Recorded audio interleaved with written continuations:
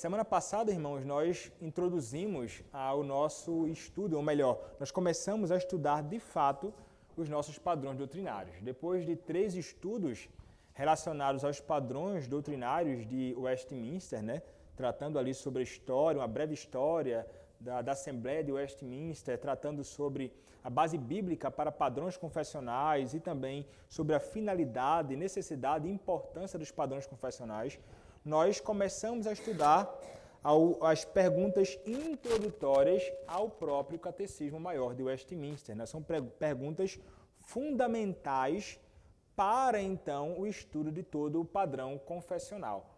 Nós sabemos que o Catecismo Maior ela tem essas 5 primeiras perguntas que vão estabelecer muitas questões fundamentais ali. E até mencionei que, quando nós chegamos na pergunta de número 5, nós ali encontramos o que seria a divisão de todo o padrão confessional. Então, vai tratar primeiramente sobre o que o homem deve crer acerca de Deus e depois sobre o dever que Deus ele requer dos homens. Mas essas primeiras perguntas, como a primeira que nós vimos, né, é uma pergunta fundamental e a que abre, então, o estudo dos catecismos, né, do Catecismo de Westminster em principal, quando vai começar a tratar sobre o propósito para o qual o homem fora criado. Nós vimos, né, qual é o fim supremo e principal do homem. A resposta, o fim supremo e principal do homem é glorificar a Deus e alegrar-se nele para sempre. Foi com este propósito que nós fomos criados, foi com este propósito que nós fomos recriados, redimidos em Cristo Jesus. E nós compreendemos brevemente o que isso então significa. Fomos chamados para viver para a glória do nosso Senhor Deus. Agora, o catecismo vai se voltar para tratar acerca da existência de Deus. E vai tentar então nos orientar a como nós podemos saber que existe um Deus, ou que há um Deus. A pergunta, como traduzida nos nossos padrões em português, é, pergunta de número 2, de onde se infere que há um Deus? Como podemos provar que há um Deus? Como saber que há um Deus? Essa então seria a pergunta que é feita e a resposta ela é breve, mas suficiente, pelo menos acerca desta realidade. A resposta é: a própria luz da natureza no espírito do homem e as obras de Deus claramente manifestam que existe um Deus. Porém, só a sua palavra e o seu espírito o revelam de um modo suficiente e eficaz aos homens para a sua salvação.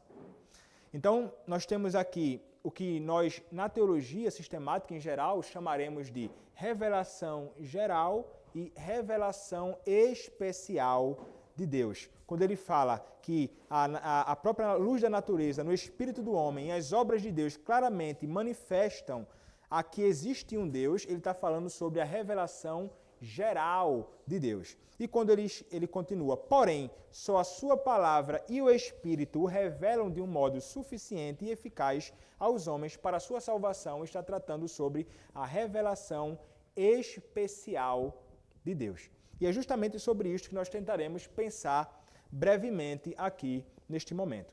Mas então, antes de começarmos a pensar especificamente sobre a pergunta, a resposta e as bases bíblicas para isso, nós devemos pensar primeiramente sobre o que seria então revelação, né? Falei em revelação geral e revelação especial. Uma definição geral é que é o modo através do qual Deus ele se faz conhecido aos homens.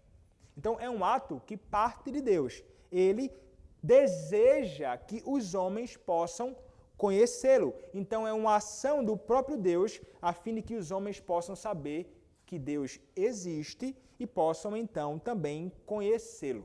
Saber quem Deus é, os seus atributos, as suas obras e uma série de outras coisas também. Então a revelação seria uma auto-revelação de Deus. Seria essa uma definição geral. E quando nós falamos então, pensando na revelação geral, é que ela é geral porque é uma revelação a todos os homens. A todos os homens indiscriminadamente. Não há homem neste mundo que possa então dizer que não possui algum tipo de conhecimento de Deus ou que Deus, de algum modo, não revelou absolutamente nada para ele. Isso seria, então, totalmente estranho e contrário à Escritura, porque o Senhor se faz conhecido a todos os homens na sua revelação geral no mundo. E é interessante porque um puritano chamado Thomas Watson, ele vai escrever o seguinte: os homens tentam negar de todas as formas a existência de Deus, mas a verdade é que o Senhor Deus, ele realmente é conhecido. Ele vai dizer assim: a noção de uma deidade está impressa no coração do homem, bem como é demonstrada pela luz da natureza. Acho difícil um homem ser naturalmente ateu. Ele pode desejar que Deus não exista e pode lutar contra uma deidade, mas não pode, em sã consciência, crer que não há Deus. A menos que sua consciência esteja cauterizada pelo acúmulo do pecado e, por esse mesmo motivo, encontre-se em um estado tão grande de letargia que já tenha atingido seu senso e sua razão. Não há quem possa negar a existência de Deus. Por quê, irmãos? Porque o Senhor, mais uma vez, ele se revela.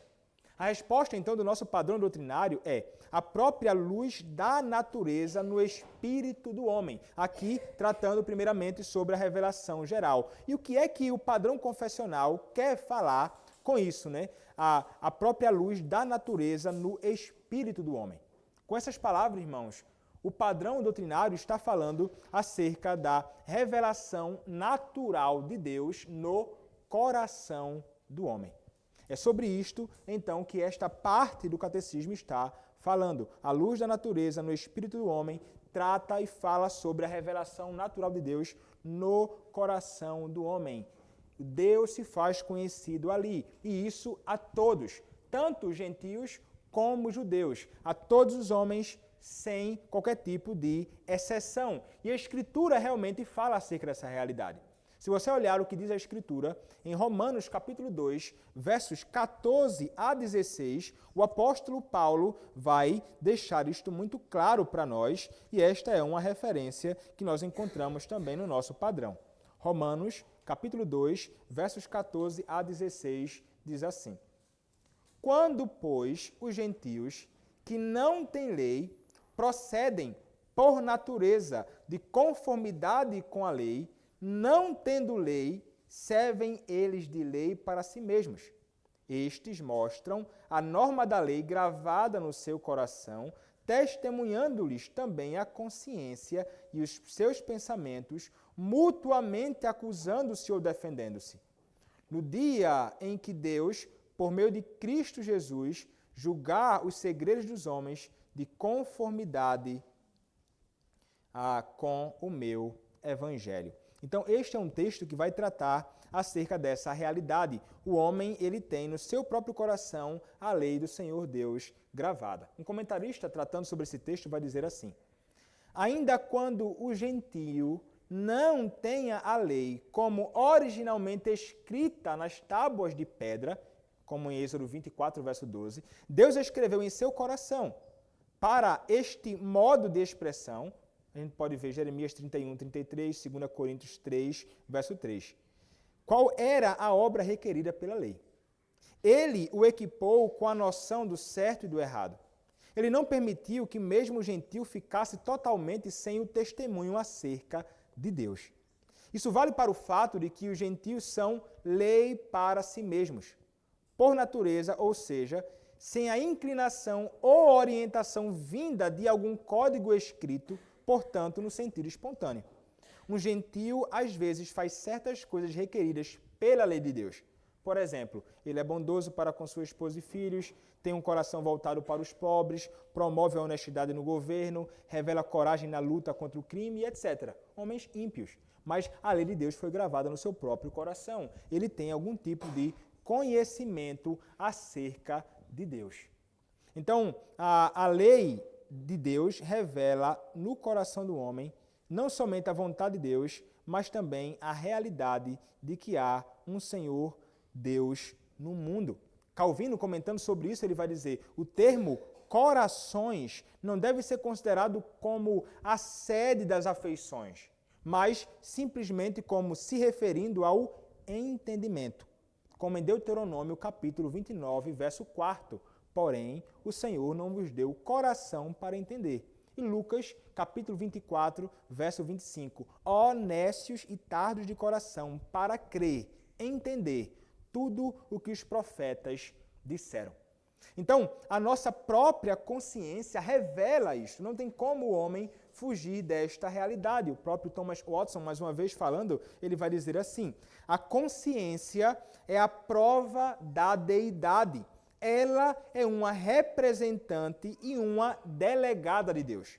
A consciência é uma testemunha da deidade. Se não houvesse uma Bíblia para nos dizer que há um Deus, a consciência o faria. A consciência, como diz o apóstolo, mutuamente acusando-se ou defendendo-se, age de acordo com o tribunal superior, que é o tribunal de Deus. Então não tem como o homem fugir dessa realidade, porque o seu próprio coração, a sua própria mente, o seu próprio entendimento, a sua própria consciência falam gloriosamente acerca deste Deus. E então ele se faz conhecido aos próprios homens. Então, isso é em todos, não é? Em toda criatura neste mundo, todo homem neste mundo. Os judeus, eles possuíam a lei de Deus. Eles possuíam a revelação escrita do Senhor, tanto impressa no coração, como também expressa diante dos seus olhos.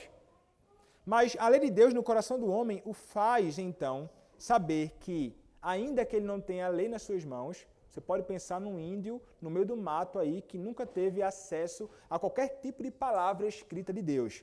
Ainda assim, há no seu coração uma lei e eles entendem e sabem que há algum tipo de legislador. Mas quem é esse? Eles não sabem, mas eles sabem que há um Deus. Então, o ponto levantado pelo apóstolo Paulo e pelo catecismo é que nenhum homem pode negar essa realidade, ainda que ele tente. Ele vai tentar sufocar a sua própria consciência, ele vai tentar sufocar o seu entendimento, ele vai tentar de todas as formas rejeitar essa ideia, mas eles vão viver e morrerão conscientes de que há um Deus. Foi implantada no coração do homem essa realidade e é aquilo que Calvino também vai chamar de a semente da religião implantada no coração do homem. Tanto é que ele é inclinado até mesmo, por causa dessas questões no seu próprio coração e, como veremos, também a revelação externa a ele, que ele deve adorar algo, alguém. E você vê, então, aí, em tribos, no meio do mato, em vários locais onde a palavra nunca chegou, que eles têm algum tipo de devoção. Eles adoram algo, alguém. E, em geral, a criatura no lugar do Criador. Mas eles entendem que há alguém que deve ser adorado e entendem que há um Criador de todas as coisas. Então, essa seria o modo ainda da revelação geral, que Deus se revela internamente ao homem. Mas o padrão confessional vai falar assim, não é? A própria luz da natureza no espírito do homem e as obras de Deus. E quando ele fala sobre as obras de Deus, o padrão confessional está falando sobre o quê? Se referem às obras da criação de Deus. As obras da criação que são externas ao homem. Então falamos sobre uma revelação no coração e agora então sobre uma obra que é externa, está então na criação. E a Escritura fala também sobre isto. Um texto muito claro que nós conhecemos, lemos, cantamos, é o texto do Salmo de número 19. Salmo de número 19, do verso 1 até o verso 3, o salmista vai nos dizer o seguinte. Salmo de número 19, verso 1 até o verso 3, a Escritura nos diz assim. Os céus proclamam a glória de Deus e o firmamento anuncia as obras das suas mãos. Um dia discursa outro dia e uma noite revela conhecimento a outra noite. Não há linguagem, nem há palavras e deles não se ouve nenhum som. Não há palavras, não há linguagens, e deles não se ouve nenhum som, contudo, a glória de Deus é revelada ali. O mundo criado por Deus, então, nos diz esse texto, e como nosso padrão, então, sustenta, declara de maneira contínua, sem parar, a glória de Deus.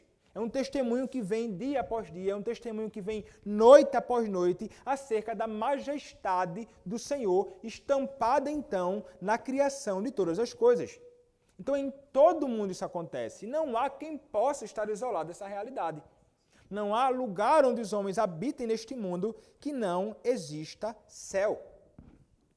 E onde então há os céus do Senhor, ali há como que um anúncio, um pregador de Deus, que proclama a gloriosa verdade de que o Senhor Deus existe e que criou todas as coisas. O homem então contemplará a criação de Deus, não somente nos céus, mas em toda a terra, e ele deve ser conduzido a entender, há alguém que cria tudo isto.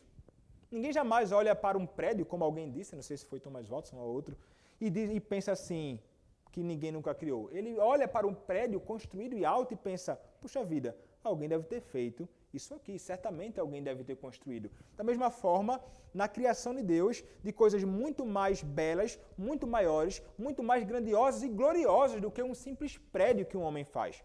A conclusão necessária ao contemplar o mundo é esta: o Senhor Deus, Ele criou isto. E esta revelação, então, que nós temos a graça de contemplar aqui, no meio do campo, né? Árvores, animais e tantas coisas belas feitas neste mundo manifestam e testificam que Deus existe, mas alguns tentam negar essa realidade. Mas os atributos do Senhor Deus são revelados no meio de tudo isto. E quem diz isto, irmãos? Não sou eu, é o próprio Senhor. Quando inspirando o apóstolo Paulo em Romanos capítulo 1, versos 19 e 20. E veja, aqueles que contemplam a obra da criação não podem dizer que a Deus não existe e eles são indesculpáveis. O texto vai nos dizer, Romanos capítulo 1, versos 19 e 20. Romanos 1, vou ler a partir do verso 18, diz assim: A ira de Deus se revela do céu contra toda impiedade e perversão dos homens que detêm a verdade pela injustiça. Porquanto o que de Deus se pode conhecer é manifesto entre eles, porque Deus lhes manifestou. Porque os atributos invisíveis de Deus, assim o seu eterno poder, como também a sua própria divindade, claramente se reconhecem desde o princípio do mundo, sendo percebidos por meio das coisas que foram criadas. Tais homens são, por isso, indesculpáveis. Então note aqui que homem algum jamais pode abrir a boca para dizer que não tem conhecimento de Deus. Eles são indesculpáveis. O homem, mais uma vez, no meio da tribo, no meio do mato, contemplando a criação de Deus, deve entender: há um Deus. A criação do Senhor declara isto.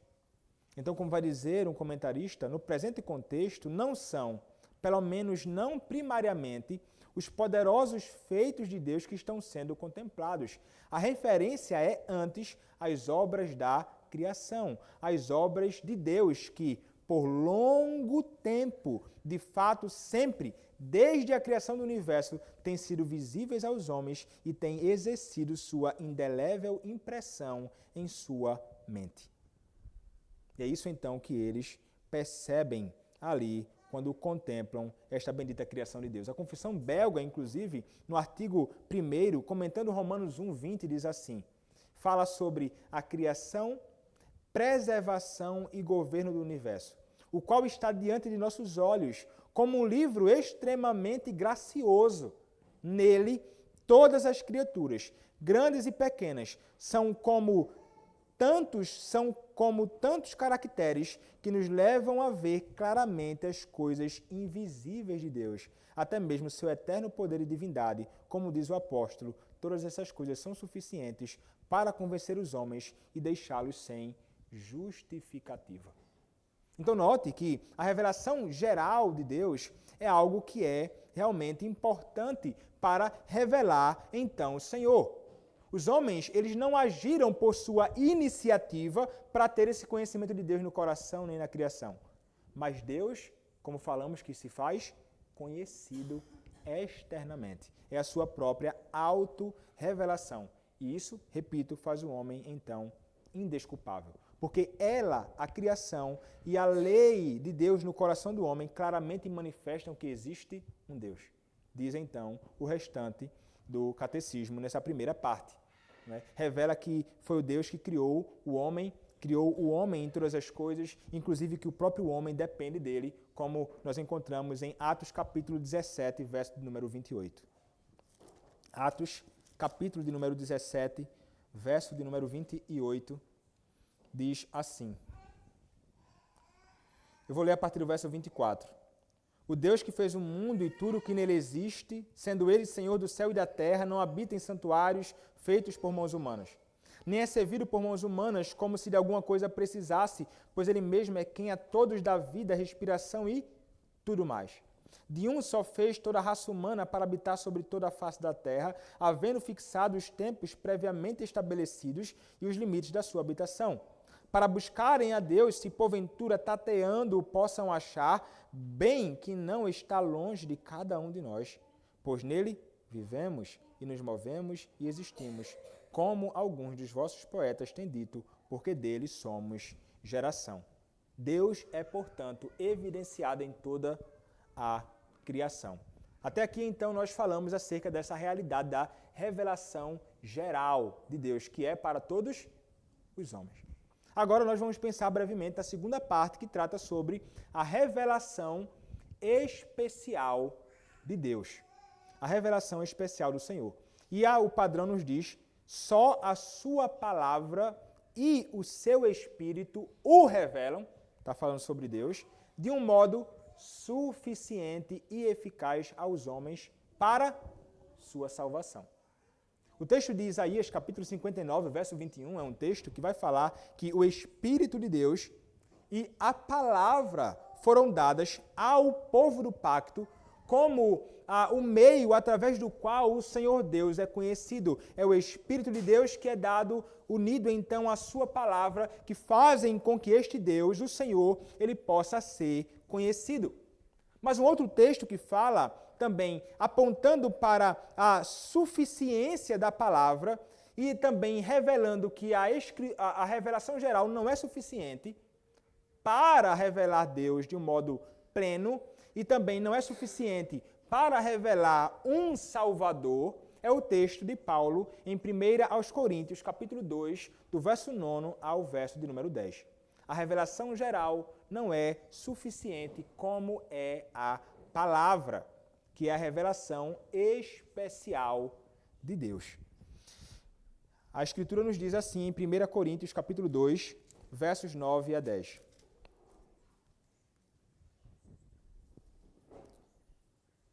Mas, como está escrito, nem olhos viram, nem ouvidos ouviram, nem jamais penetrou em coração humano o que Deus tem preparado para aqueles que o amam. Mas Deus nulo revelou pelo Espírito, porque o Espírito a todas as coisas perscruta, até mesmo as profundezas de Deus. Aqui, então, nós entendemos que a revelação geral, e ele vai falar sobre alguns sinais aqui, apontando como base, ele cita aqui Isaías capítulo 64, ele vai falar que realmente somente o Espírito e somente a palavra nos dão algum conhecimento de Deus e é um conhecimento que é suficiente.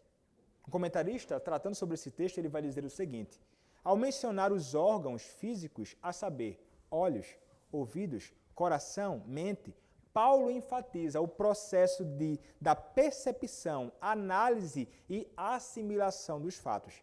Esses órgãos, por si mesmos, não podem dar ao ser humano sabedoria para conhecer e compreender a obra divina da salvação. Então ele continua. A última linha da citação ensina duas coisas. Deus é o autor de nossa salvação e nós o amamos. O texto ensina que Deus preparou as coisas que pertencem à salvação e concede esse dom independentemente do mérito nosso. Por meio de sua palavra e na plenitude do tempo para a vinda de Cristo, ele a revela. Consequentemente, quando compreendemos essa verdade, demonstramos nosso amor a Deus por este dom maravilhoso. Então, comentando o versículo 10 de 1 Coríntios capítulo 2, no finalzinho ele diz assim: por meio do Espírito Santo, Deus torna conhecida aos crentes a sua sabedoria. O Espírito prepara uma pessoa para receber a verdade do Evangelho e a conduz a Cristo, que é a sabedoria de Deus. Deus, então, revela a sua sabedoria por meio do Espírito, de modo que a salvação é a obra da Trindade. Deus, então, produz a salvação operada mediante seu Espírito e nos garante, então, a sua glória. Então, é o que nos revela de modo suficiente Deus, ou nos revela um modo para a salvação, ou a salvação é a palavra e o Espírito agindo conjuntamente. Isso revela, então, que realmente a revelação geral de Deus não pode conduzir o homem à salvação, não declara um meio nem um salvador. Isso não nos vai ensinar. Por essa razão, os homens permanecerão, se tentarão ser salvos pela observação da natureza, permanecerão nos seus próprios pecados. Permanecerão, então, longe do próprio Senhor Deus. Mas o que é, então, que nos revela, de fato, um meio suficiente para a salvação, né? Só a sua palavra e o seu Espírito revelam de um modo suficiente e eficaz aos homens para a sua salvação. Esta seria então a finalidade, e a Escritura, a revelação especial de Deus, é que nos atesta isso. A palavra é suficiente para a salvação. Quem nos diz isto é também o apóstolo Paulo, em 2 Timóteo, capítulo 3, versos 15 a 17. 2 Timóteo, capítulo de número 3, versos 15 a 17. Eu vou ler a partir do verso 14. Diz assim: Tu, porém, permanece naquilo que aprendeste e de que foste inteirado, sabendo de quem o aprendeste, e que desde a infância sabes as sagradas letras, que podem tornar-te sábio. Para quê? Para a salvação pela fé em Cristo Jesus. Toda a Escritura é inspirada por Deus e útil para o ensino, para a repreensão, para a correção, para a educação na justiça, a fim de que o homem de Deus seja perfeito e perfeitamente habilitado para toda a boa obra. Então veja que a Escritura é suficiente tanto para nos apontar à salvação, que é Cristo, é só a Escritura que revela isto, como também para nos habilitar a sermos prontos, completos, perfeitos para toda boa obra que o Senhor Deus nos chamar para executarmos neste mundo. Então aqui, irmãos, nós entendemos que, ainda que nós hoje que conhecemos a palavra, né, nós vamos voltar para a obra da criação de Deus e vamos ficar admirados com a grandeza e a beleza desse Deus que se revela na palavra, que é o nosso Redentor, mas também um majestoso e glorioso Criador. E vamos então dar glória não à criatura, não à criação de Deus, mas ao Deus que criou absolutamente todas as coisas. Então nós não nos prostraremos diante de quadrúpedes e répteis, como muitos acabam fazendo diante das suas próprias divindades. E então nós entenderemos que ela é insuficiente para revelar um Salvador, mas a Escritura então foi que nos revelou um meio todo especial para a nossa salvação. Nós conhecemos a Cristo porque Ele foi anunciado e proclamado a nós por intermédio da palavra e o seu Espírito agiu em nosso coração. Portanto, a Escritura se torna indispensável. Indispensável. Não tem como os homens neste mundo saírem da condição que se encontram se não for através da palavra. Eles permanecerão na sua loucura e incredulidade.